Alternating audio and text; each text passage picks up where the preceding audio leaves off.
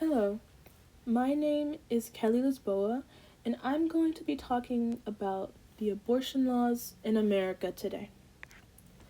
So, first, what is an abortion? An abortion is a medical procedure done to terminate a pregnancy. This procedure can be done in a clinic by a licensed professional or in a hospital by a doctor. A woman may also be prescribed a medication that will terminate her pregnancy. So there are multiple ways in which a woman can go about getting an abortion or just ending her pregnancy. So, why would someone want to get an abortion? One of the most common reasons for women to want an abortion is that she doesn't feel financially stable enough to raise a child.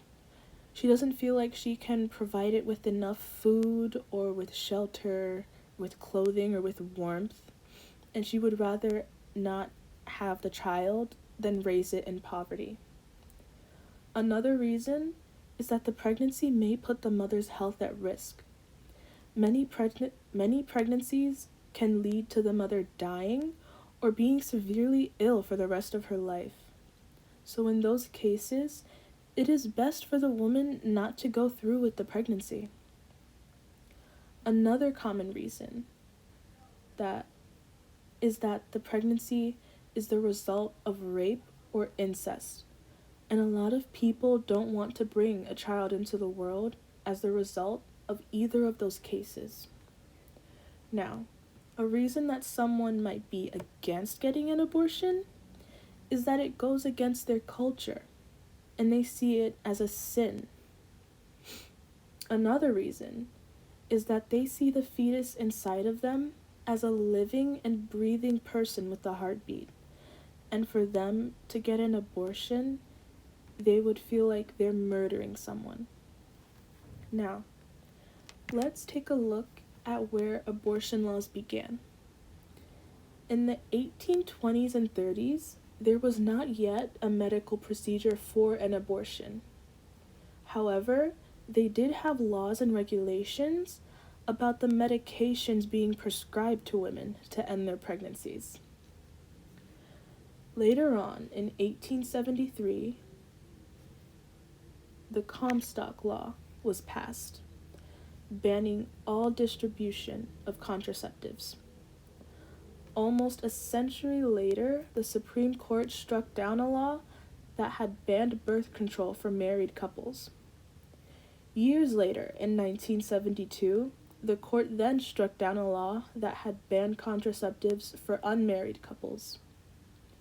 Both of these laws were repealed under the right to privacy in the 14th Amendment of the Constitution. These laws being repealed also paved the way for future abortion laws, specifically the outcome of the court case Roe v. Wade. Roe v. Wade was a major turning point for abortion laws in America. Jane Roe, a woman who lived in Texas, wanted to get an abortion. At the time, an abortion in Texas was only legal if the woman's life was at risk. She had already been pregnant with 2 children and had given them both up for adoption, and she didn't want to go through that again.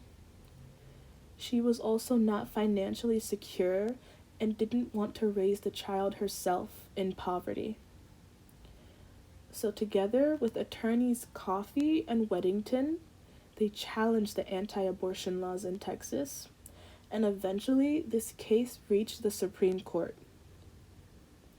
In 1973, the Supreme Court, with a 7-2 decision, had ruled to make abortions legal nationwide.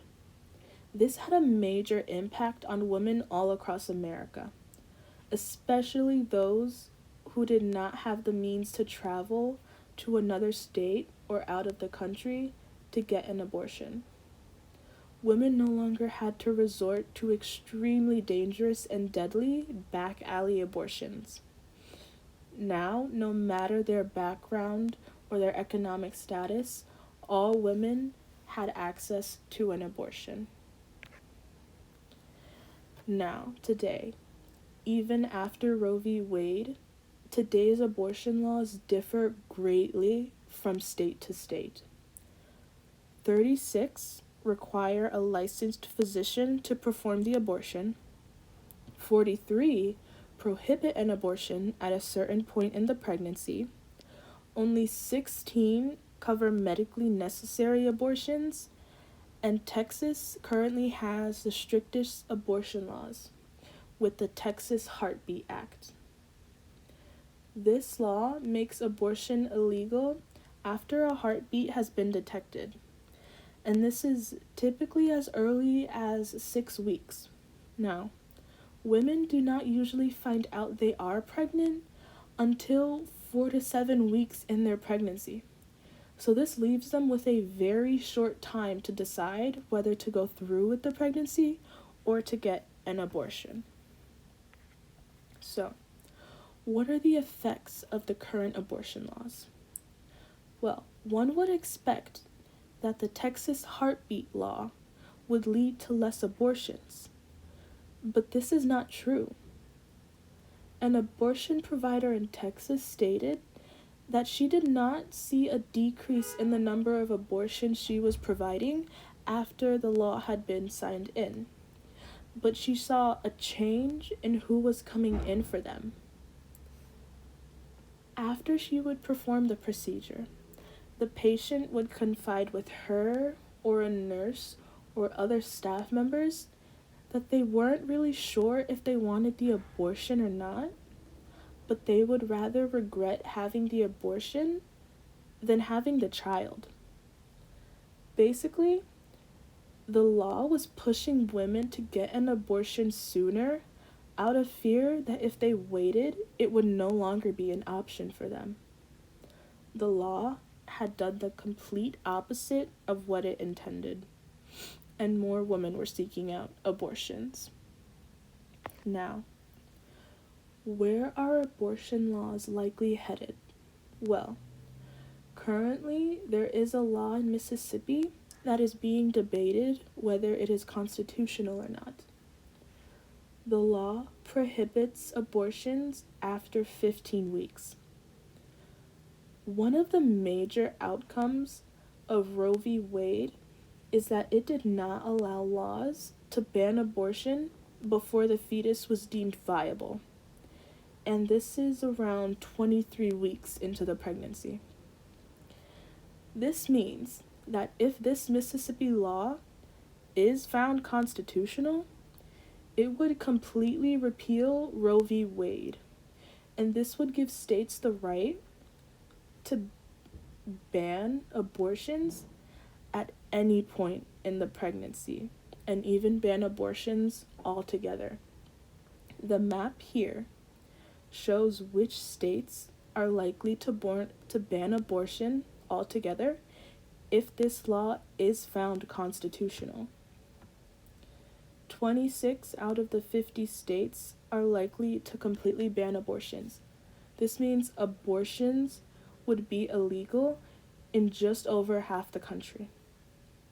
The repeal of Roe v. Wade would be devastating to many women who do not have the means to travel to get a safe abortion.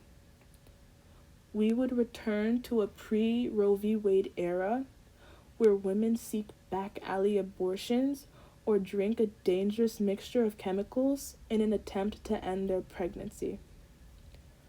Only those who are lucky and wealthy enough will be able to travel to get a safe abortion. Out of fear, other states have begun to put laws into place to protect abortion rights, such as Colorado, who has recently passed a bill supporting abortions, and New Mexico, who repealed an abortion ban last year. In the end, abortion laws do not impact the number of abortions being performed, but only the number of safe ones. These laws do not care for the life of the fetus, but the control of the woman's body. all women should maintain the right to a legal and safe abortion. Thank you.